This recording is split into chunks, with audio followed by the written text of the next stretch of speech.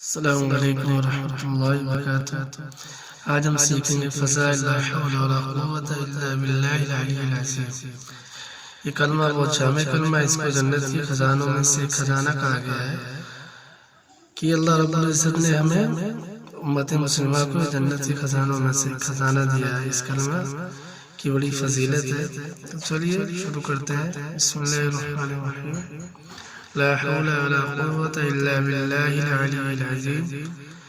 حضور اکرم صلی اللہ علیہ وسلم نے فرمایا، اس کا مطلب یہ ہے کہ ہم گناہوں سے بچ نہیں سکتے مگر اللہ کی حفاظت سے، اور کسی عبادت کی ہم میں طاقت نہیں مگر اللہ کی مدد اور توفیق سے۔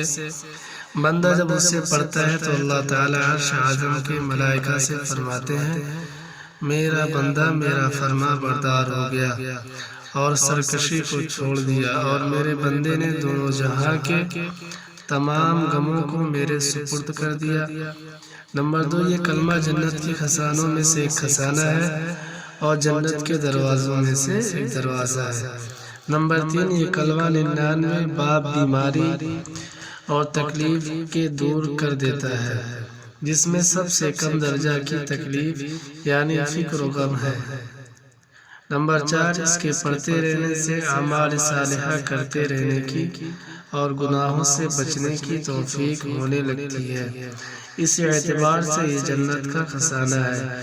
اس کے لیے اہل اللہ فرماتے ہیں کہ ہر نماز کے بعد 7 مرتبہ پڑھ لیا کریں اور یہ دعا مانگا کیجیے۔